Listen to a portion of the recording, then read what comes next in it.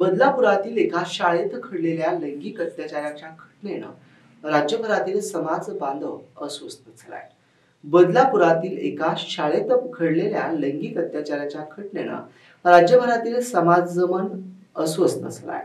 Railway रोको, लाठीचार्ज, दगडफेक आणि उद्रेक. बदलापुरात 12 तासात नेमकं काय काय घडलंय बघा सविस्तर. नमस्कार, मी गणेश, आपण पाहताय या. शाळेतील सफाई कर्मचाऱ्यानं 4 वर्षीय 2 चिमुकल्या मुलींवर लैंगिक अत्याचार केला. संतापजनक बाब म्हणजे पालकांचा हा प्रकार लक्षात आल्यानंतर त्यांनी बदलापूर पूर्व पोलीस ठाण्यात या प्रकरणी गुन्हा दाखल करण्यासाठी केले असता पोलिसांनी त्यांना तब्बल 12 तास रखडून ठेवलं आणि 12 तासानंतर गुन्हा दाखल करण्याची प्रक्रिया करण्यात आली.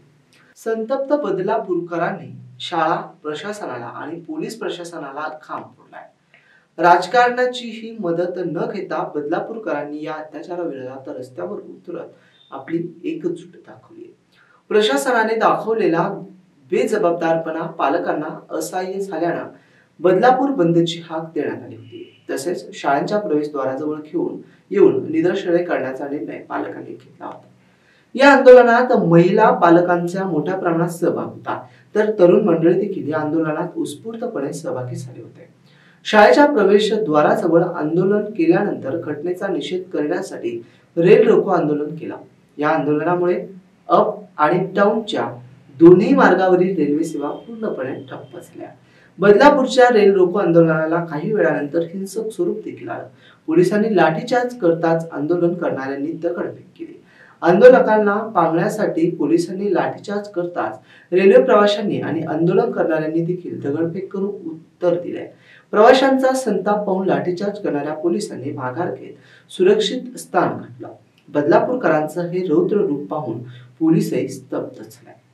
कॅबिनेट मंत्री गिरीश महाजन यांच्यासह रेल्वेचे पोलीस आयुक्त रवींद्र शिसवे यांनी देखील आंदोलकांसोबत अनेक वेळा चर्चा करण्याचा प्रयत्न केला. मात्र आंदोलक फाशी द्या या आपल्या घोषणावरच कायम आहे. त्यानंतर उल्हासनगरचे डीसीपी सुधाकर पठारे यांनी देखील आंदोलनकर्त्यांची समजूत काढण्याचा प्रयत्न केला. मात्र त्यात देखील त्यांना अपयश आलं. नागरिकांच्या आंदोलनानंतर या घटनेची गंभीर दखल मुख्यमंत्री एकनाथ शिंदे यांनी घेतली. अशा घटना घडल्यास प्रसंगी संस्था चालकावर देखील कारवाई करण्यात येईल असा इशारा त्यांनी दिला. आरोपीला कडक शासन करण्यात येईल यासाठी जलद गती न्यायालयात तातडीने खटला चालवण्याचे निर्देशही त्यांनी दिले. या सगळ्या संदर्भात मुख्यमंत्र्यांनी पोलीस आयुक्तांशी देखील चर्चा केली. सखी सावित्री समित्या शाळांमध्ये स्थापन झाल्या आहेत किंवा नाही हे तपासण्याचे निर्देशही त्यांनी दिले. या प्रकरणात पोलिसांकडूनही अक्षम्य हलगर्जीपणा झाल्याची माहिती उघड झाली. बदलापूरच्या घटनेत प्रारंभीच्या काळात कारवाईत विलंब करणारे बदलापूर पोलीस ठाण्याचे वरिष्ठ पोलीस निरीक्षक, सहाय्यक पोलीस उपनिरीक्षक आणि हेड कॉन्स्टेबल यांना तत्काळ निलंबित करण्याचे आदेश उपमुख्यमंत्री देवेंद्र फडणवीस यांनी ठाणे पोलीस आयुक्तांना दिले. या घटनेची चौकशी करण्यासाठी उपमुख्यमंत्री देवेंद्र फडणवीस यांनी पोलीस महानिरीक्षक दर्जाच्या वरिष्ठ IPS अधिकारी आरती सिंग यांच्या अध्यक्षतेखाली SIT गठीत करण्याचे आदेश दिले.